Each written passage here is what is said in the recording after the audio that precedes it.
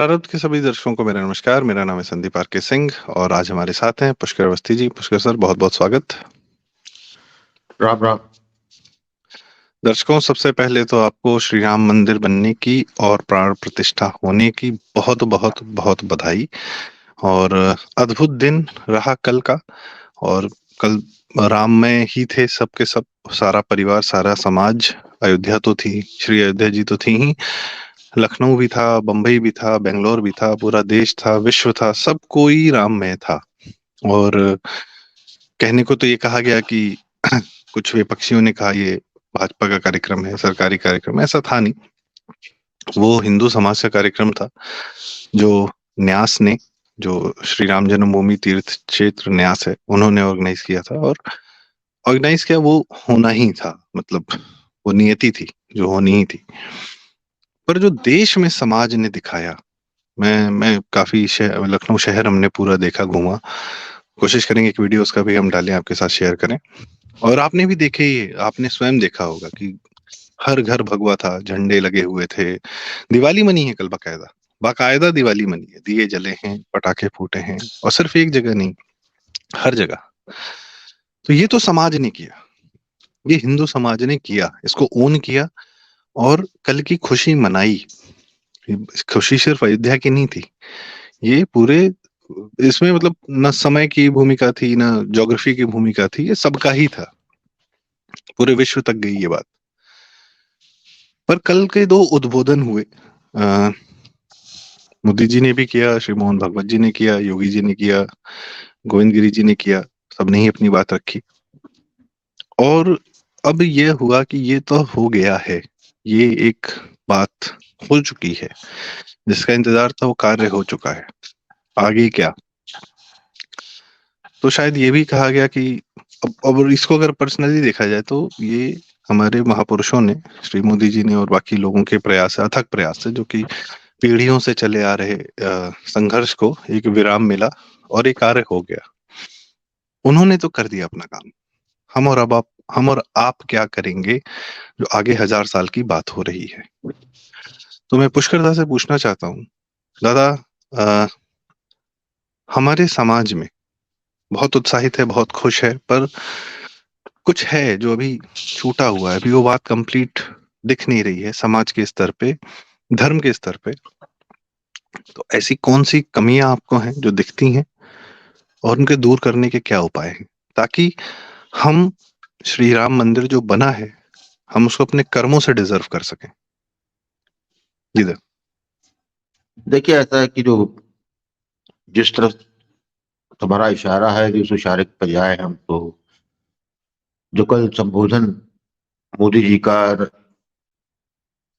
राम मंदिर के प्रांगण से हुआ, उन्होंने जो अपना संबोधन किया, वो स्वयं में उस पे मैं देख रहा हूं कि बड़ा गंभीर चिंतन हो रहा है। क्योंकि वो संबोधन जो था वो उनकी अ, एक राजनीतिक के रूप में वो संबोधन नहीं था। वो संबोधन एक युग पुरुष का था, जिसकी जो है पिछले 11 दिन से जो आध्यात्मिक चेतना जागृत हुई थी, उसका प्रताप था, जो उनके वाणी से स्वर फूटे और शब्द निकले, जिसपे उन्होंने एक तरीके से देखा जाए तो उन्होंने ब्लूप्रिंट जो है भारत के समाज और सनातन का दिया। और उसका जो है उन्होंने जो वर्ड जो था वो पूरा वैश्विक था। वो एक सिर्फ एक चीज नहीं थी। तो उन्होंने जो सबसे महत्वपूर्ण बातें तो उन्होंने कई महत्वपूर्ण की, लेकिन जो जो हमारा का विषय है समाज को लेके, ये अब समाज को क्या करना है, तो उसमें उन्होंने बहुत इसका करा दिया है। उन्होंने कहा कि ये एक नए काल चक्र का प्रारंभ है। 22 जनवरी 2024 वो तिथि है जिस दिन से नए भारत और उस भारत के समाज के उत्थान और उसमें आने वाली परिवर्तन, जिसके जरिए जो है वो 1000 वर्ष का भविष्य देख रहे हैं कि भारत सुदृढ़ रहे, उसका समाज सुदृढ़ रहे। समाज जब सुदृढ़ है तो इसका मतलब सनातन, क्योंकि सनातन भारत और भारत का समाज दोनों एक ही चीज है। जब इस पे आप आते हैं तो एक चीज बड़ी स्पष्ट हो जाती है कि समाज को सबसे पहले अपने को इंडिया से अलग करना है। मैं समझता हूं कि भाई 22 जनवरी 2024 को भारत के पुनः उत्थान की तिथि है, और इसी के साथ जो है इंडिया, जो भले ही संविधान में उसका अभी तक उसका मतलब संविधान, के संविधान में इंडिया अभी तक शामिल है, लेकिन जिस पर्सपेक्टिव में इंडिया की बात हो रही है वो इंडिया जो है बेसिकली हमारे स्वयं की में अंदर जो दासत्व पीढ़ी दर पीढ़ी अंदर समाया हुआ है उसको इंगित करता है। ये इंडिया हमको जो है दासत्व काल में मिली सर्वश्रेष्ठ दास बनने की प्रबल इच्छा को इंगित करता है। ये इंडिया हमको पश्चिम के बौद्धिकता, पश्चिम के रोल मॉडल की तरफ देखकर उसको हीन भावना से ग्रसित हो कर फिर सर्वश्रेष्ठ बनने में उसका ही चोला अपने में ओढ़ लेकर उसके पीछे चलना, ये मानसिकता, ये इंडिया है। समाज को सबसे पहले अपने को ये भूलना होगा जो इंडिया की छाप उनके आत्मा में एक गोदने की तरीके से गोद दिया गया है उसको हटाना। तो समाज का सबसे बड़ा कर्तव्य यही है, क्योंकि भारत से बात करते हैं तो आप जो है अपने अंदर के ओज, अपने अंदर के तेज, अपने यहाँ से निकल रही ऊर्जा को संभालने, उसका उपयोग और उस पर गर्व करने की प्रवृत्ति को जन्म देता है। तो मैं समझता हूँ कि सबसे पहले तो यही इसका अर्थ होता है इसका समाज। इसका कोई उदाहरण स्वरूप अगर आप हमें समझा सकें। हाँ, बिल्कुल उदाहरण स्वरूप ये है कि पहले उदाहरण स्वरूप ये है कि सबसे पहले तो सनातन के प्रतीकों को अपने शरीर पे ओढ़ने से जो हमको लज्जा आती थी, टीका लगा जाते थे और जब दफ्तर जाते थे तो टीका मिटा दिया जाता था, या कोई टीका लगाए व्यक्ति आता था उसे पोंगा पंडित कहा जाता था। यदि कोई धोता धोती कुर्ता में कहीं आ गया तो उसको अजूबा समझा जाता था, समझ के जो है उसका जो है उसमें कटाक्ष होता था, उस पे जो है उसकी खिंचाई होती थी। आपके फिल्मी के पर्दों और सब ड्रामा में सब जगह जो है वो जो है ऐसा व्यक्ति जो टीका लगाता है या वो धोती पहनता है या जो भी परंपरागत वस्त्र पहनता है और और वहां के उस परंपरागत रिचुअल्स को ओन करता है, उसको जो है एक हास्य की परिधि में लाके उसका जो है फिचलेदारी से मजाक बनाया जाता था। और ये हमारे यहाँ हुआ है, हमने वो सारे पाप किए, हमने ये पाप किया है कि हमने पहले 40-50 साल में हमारी जो पीढ़ी है उसने इसको ओन किया, देखा है उसको। हम इतने महामूर्ख थे कि हमने उसको इस चीज को समझा ही नहीं। मैं व्यक्तिगत अनुभव एक शेयर करना चाहूंगा। मैं 2-3 शादियों में गया जहां पर पुजारी जी को देखिए, शादियों में क्या हो गया है आजकल कि जो बच्चों का या नई जनरेशन का है, जिसका भी नया जो ध्यान है वो है वरमाला और जो एंट्री और दूल्हे की एंट्री और दूल्हे की और प्री वेडिंग शूट और इन सब चीजों पे बहुत फोकस है। वहां पे उनको पूरा कंसंट्रेशन चाहिए, वहां कमी नहीं होनी चाहिए। पर जब वैदिक रीति से जब अग्नि के चारों तरफ की प्रक्रिया शुरू होती है फेरे लेने की, या जो पूरी वो रात भर की जो हमारी शादी है, उसमें पंडित जी को डिस्टर्ब करना है और उनसे पूछना है, उनसे हंसी मजाक करना है और उनको यहाँ तक कि मतलब उस प्रक्रिया में व्यवधान पैदा करना है। और उसको आदमी ये भी थोड़ा सा वो करता है कि बच्चे भी और थोड़े बड़े लोग भी कि हाँ ठीक है, इट्स ओके। तो ये एक मानसिकता मैं देख रहा हूँ, जबकि होना उल्टा चाहिए। जो आपकी वैदिक रीति से जो शादी है, जो, और ये मैं हर विवाह में देख रहा हूँ कि फोकस ही चेंज हो गया है। जो आडंबर है वो भी अच्छी चीज है, होनी चाहिए। इसके अलावा कि, और ये जनरेशन की बात नहीं है, ये बड़े बूढ़े सब कोई इसमें इसमें सम्मिलित हैं, बच्चे भी सम्मिलित हैं, हर कोई सम्मिलित है। तो हाँ, तो इस इसलिए चीज को होता है अहमियत। जी।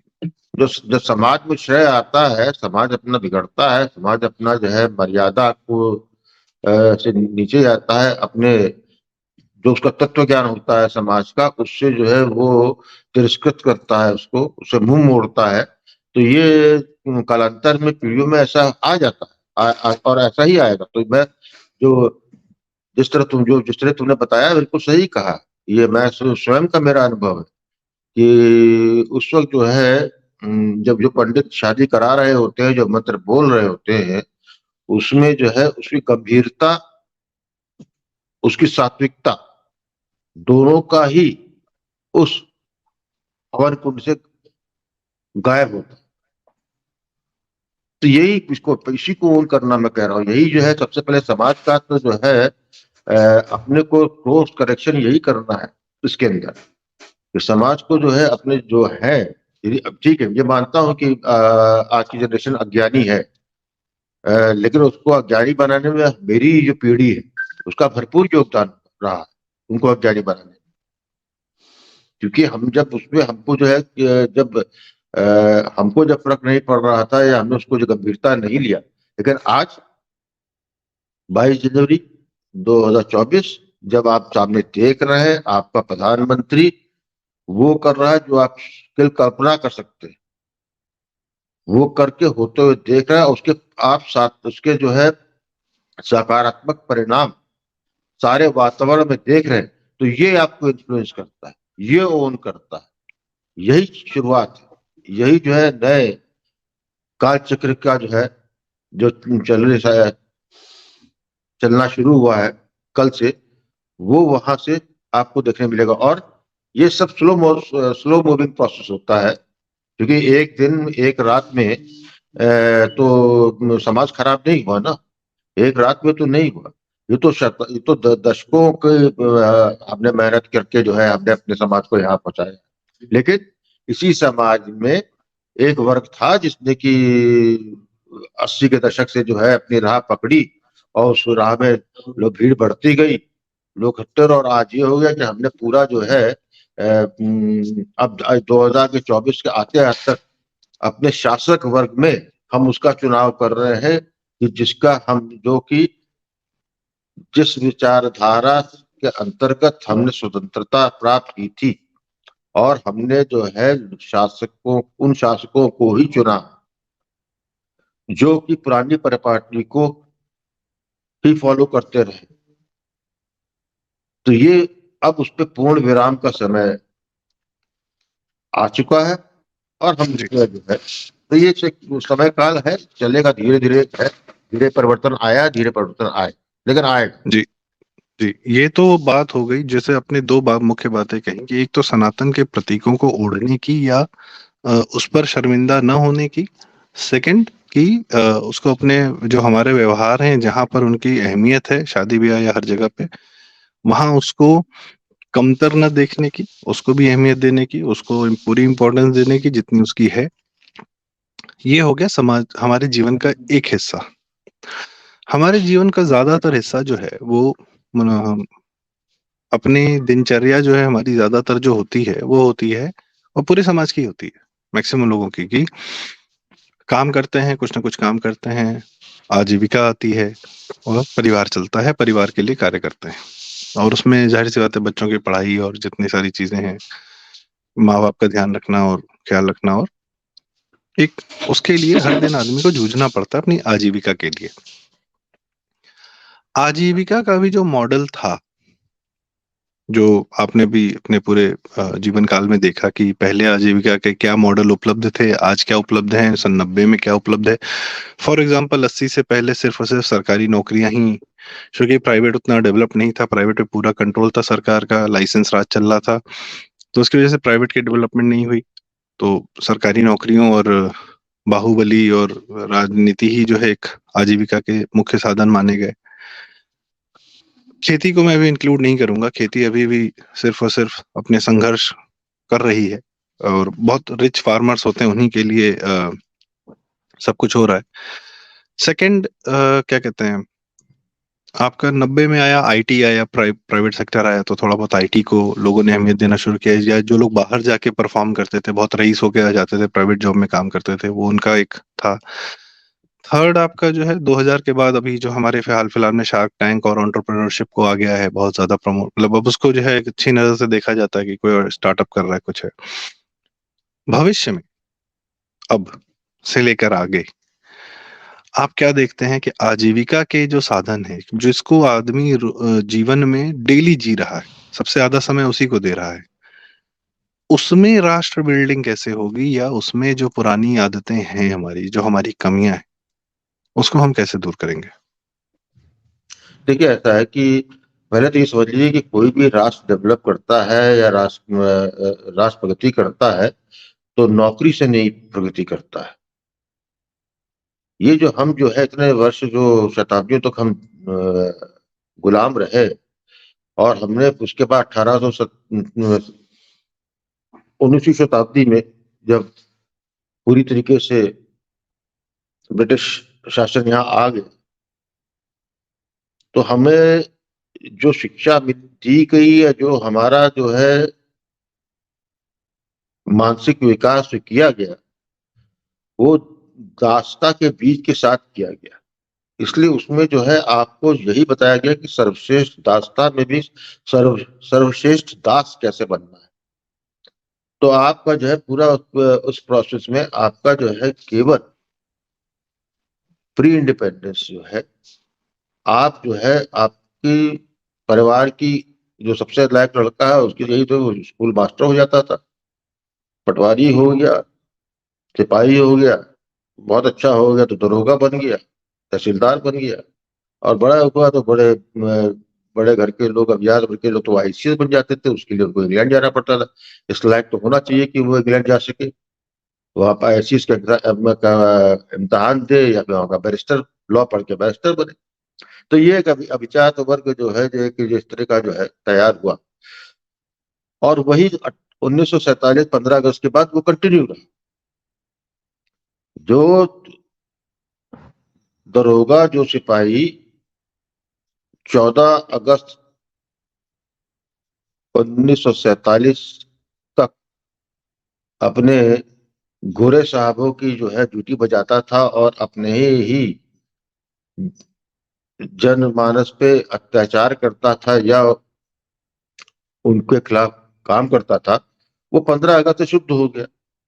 तो हमारे यहाँ जो है उसको जो है, और उसको फिर समाज ने उसको जो है उसकी, ये कह सकते हैं कि उसको प्रतिष्ठित किया।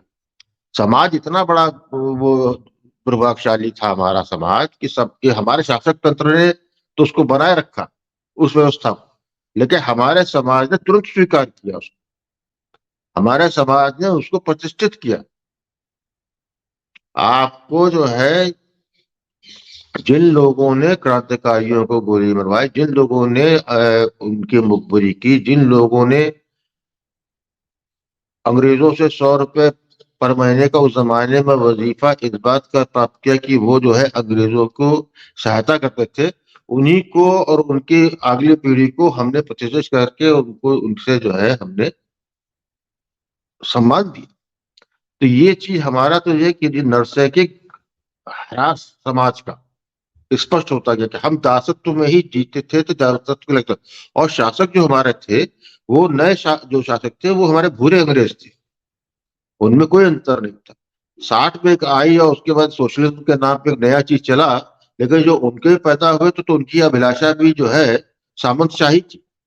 जिस तरह के सामंतशाही जो है नेहरूवियन पीरियड ने जो है कंटिन्यू की थी, उसी को, और सारे जमींदार राजा महाराजा जो भी सब थे, वो कांग्रेसी होकर जो है उनके प्रशय में थे। तो वही जब सोशलिज्म का जब बात चला, तो वो सामंतशाही का जो वहां से निकले वो भी उन्हीं को ही फॉलो किए। तो हमारे यहाँ दासत्व जो है बिल्कुल एक तरीके से हमारे खून में रच बस गया। जब हमने नेशनलाइजेशन और बैंक इंदिरा गांधी ने किया और एकदम से बैंकिंग सेक्टर में फैलाव आया और धड़ाधड़ नौकरियां हुई, तो जो आदमी दो दो हाई स्कूल इंटर दो दो तीन तीन बार फेल हुआ, उसको जो है क्लर्की की मिल गई। और कालांतर में जो है ऐसे ही लोग जो है बैंकिंग सेक्टर के 80-90 दशक में जो है बड़े अधिकारी बने। तो केवल वहां वही तक उसी में जो है पब्लिक सेक्टर आपने किया। तो बैरट की बात थी तो आपको दास ही दास दास तैयार हो रहे थे, आपको आप दास बना उनको दास करे थे। तो आप में कहीं पे स्वयं की जो हमारे मानव की जो हमारे यहाँ रहा, जो स्वयं की उद्यमिता थी, उसको हमने धीरे धीरे छोड़ दिया और हम जो असहाय हो गए, हम केवल जो है सरकारी नौकरी के ही उसमें जो है वो है। That was the only prize position we had as a society. और फिर उसके बाद जब हमारे यहाँ जो है 80 के दशक के बाद और डिके आया, तो हमारे यहाँ सरकारी नौकरी ही काफी नहीं रही। उसके बाद किस नौकरी को के पे स्केल का भी अर्थ नहीं रहेगा। उस जिस नौकरी में गया है उसमें ऊपरी कमाई क्या होगी, उस पे जो है लोग अपनी लड़कियां भी आने लगे। ये मैंने समाज में होते हुए देखा है, अपनी आंखों से देखा है, 20-30 साल में देखा है, सब होते हुए देखा है। पहले 70 के दशक में तक ये था, ऑल इंडिया सर्विसेज के लिए कहा जाता था कि या तो जो है वो एक तो पहले 60 के दशक तक बिल्कुल कहना चाहिए कि अपवाद स्वरूप सुनने को मिलता, लेकिन 70 के दशक में जो 70 के दशक के अंत में और 80 के दशक के शुरुआत में यदि प्रथम 10 वर्ष में यदि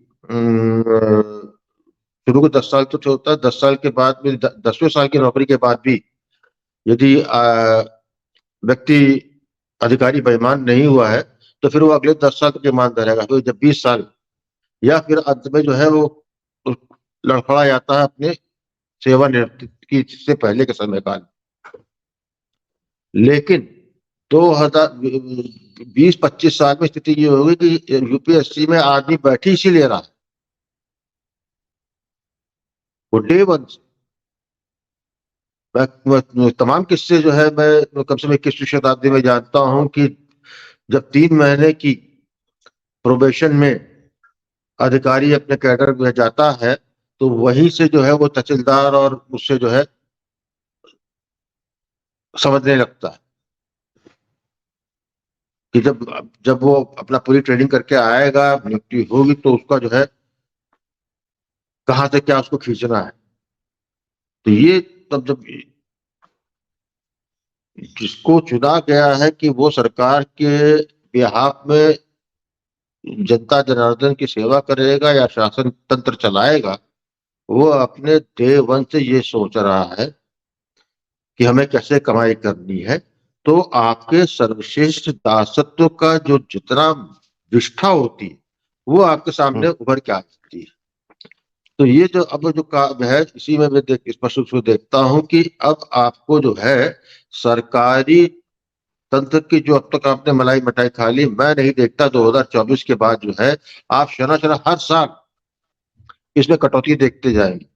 और हर साल आप इसमें जो है धीरे धीरे कॉन्ट्रेक्चुअल मोड में जो सिस्टम है कि आप इतना साल के लिए आपको रख लिया गया, आप एक्सपर्ट है, करिए। कोई जो है आपके पास जो सिक्योर चीज नहीं रहेगी, आइदर यू परफॉर्म और यू पेरिश। तो आपको जो आपको सिक्योरिटी का जो क्वेश्चन था समाज में, तो एक बार आपको इनसिक्योर कर दिया, तो फिर आपको अपने बलबूते पे कर दिया। आपको क्या, आप कैसे तैरना सिखाते हैं किसी को? आप पानी में डाल देते हैं ना, ऐसा तो नहीं होता है कुछ पकड़ के कराता है, पकड़ डालता है, डूब लेता है, फिर आप नीचे से हाथ लगाते हैं। तो आपको ये प्रोसेस आपको ही करना है। बच्चा जो है जब घुटने बल के खड़ा होता है तो गिरता है, लड़खड़ाता है, गिरता है, तो ये प्रोसेस तो आएगा ही आएगा। अब ये तो छोटे उसमें है, लेकिन वही जब बृहत उसमें चले जाते हैं तो ये समय अंतराल लेगा। लेकिन अंत में आपको जो है 12th करते करते करते आपकी दिशा में उसमें मानसिकता माँ बाप की भी है।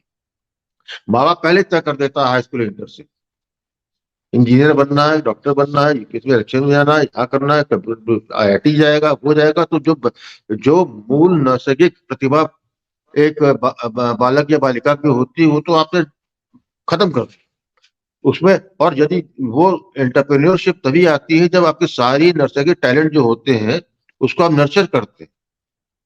आप यदि दूसरा ये है कि हमने जब से ये आरक्षण या ये आपका वामपंथ आया, तो ये ब्लू कॉलर और व्हाइट कॉलर का जो है हमने परिभाषित कर दिया। तो उस चक्कर में हाथ से काम करना जो है, हाथ से काम करने वाला दोनों ही को हमने जो है अपने आंखों के नीचे गिरा दिया।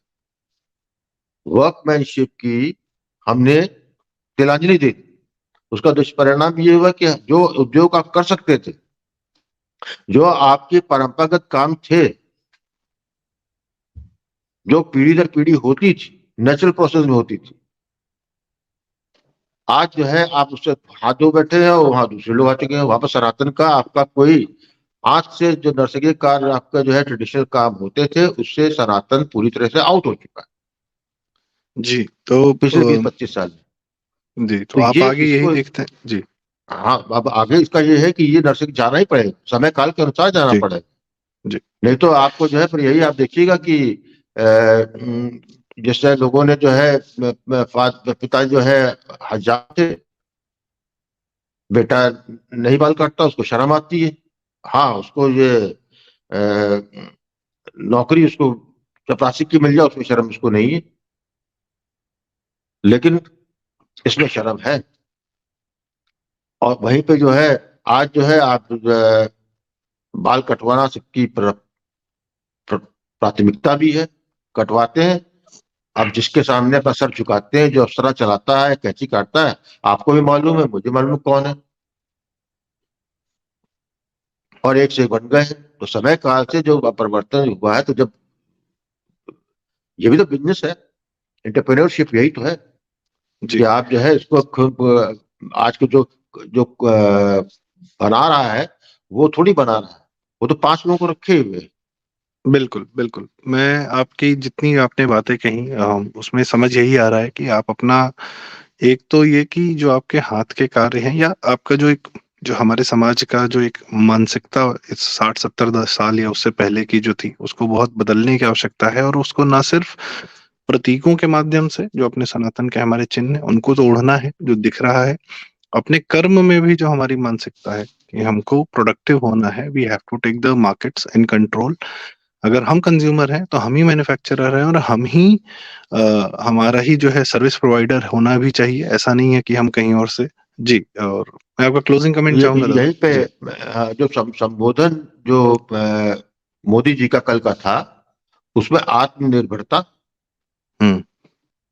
तो जो है आत्मनिर्भरता सिर्फ यही देश की आत्मनिर्भरता नहीं है, समाज की आत्मनिर्भरता। समाज अपने आप सशक्त हो, समाज क्या कर रहा है, सनातन क्या कर रहा है, आत्मनिर्भर अपने स्वयं होइए। आप आपको जो है आपको वो जिस तरीके से आपने रामलला का मंदिर जो है, रामलला का जो है प्राण प्रतिष्ठा की, उसको मंदिर को आपने प्राप्त किया, तो आपको उसी तरीके से आपको रिक्लेम करना पड़ेगा जो आपको छोड़ा है। ये जी। मोदी या मोदी सरकार नहीं करेगी, मोदी के लिए आपको रास्ता प्रोवाइड करेगी। ये आपको ये करना, ये ये आपको बड़ी बात आप आत्मनिर्भर बनना। ये आपने बहुत बड़ी यू बात हैव, कह दी हाँ, कि जिस तरीके से हमने हमारे हिंदू समाज ने राम मंदिर रिक्लेम किया है और उसी प्रकार से हमको अपने वापस बहुत सारी चीजें अभी रिक्लेम करनी है। और क्या है कि मैं अब इस वीडियो को यहीं पे समाप्त करूंगा कि यह कहते हुए कि बात तो सबसे बड़ी यही है कि श्री राम के बिना भारत नहीं है, पर भारत के बिना भी श्री राम नहीं होंगे या नहीं हुए कई दिनों तक, कई सालों तक। जो माफी मांगी गई कि भाई 500 साल तक हम ये संघर्ष बहुत लंबा चला, तो उस समय भारतीयता नहीं थी समाज में। अब जब भारतीयता है तो श्री राम भी अपने मतलब मंदिर में विराजमान हो गए हैं। और ये वो भारत कौन है? ये भारत हम ये और आप हैं। प्रेरणा, ये प्रेरणा ये है, भारत हम प्रेरणा और आप स्रोत हैं। है। जी। बिल्कुल। और ये भारत हम हम दर्शकों से भी बात कर रहा हूँ कि ये भारत हम और आप हैं, हमारी आपकी दिनचर्या है, हमारा आपका जो समय हर दिन बीतता है कहीं पर, हर उस क्षण में, हर उस कर्म में, हर उस कर्तव्य में भारत है। और हम कुछ भी कर रहे हैं वो उससे भारत बन रहा है, और भारत बनेगा तो हम सब बहुत बहुत बहुत बड़े बनेंगे। और इस के साथ आज की चर्चा को मैं यहीं विराम दूंगा। और thank you so much for listening to us. और अभी हम इस पे बहुत सारी चर्चाएं करेंगे। अभी अब भारत के बनने की बारी है, तो सिर्फ एक वीडियो से या एक एक विषय से, एक मुद्दे से ये कंप्लीट नहीं होता। हम इस पे बहुत सारे अलग-अलग एंगल्स पे बात करेंगे, और उसको आगे अन्य विषयों को जानने के लिए कृपया हमारा चैनल ज़रूर सब्सक्राइब करें, बेल आइकन दबाएँ, और ये वीडियो पसंद आया हो तो उसको लाइक करें, शेयर करें, और मैं धन्यवाद देता हूँ पुष्कर दादा को, और इसी के साथ जय श्री राम। जय श्री राम।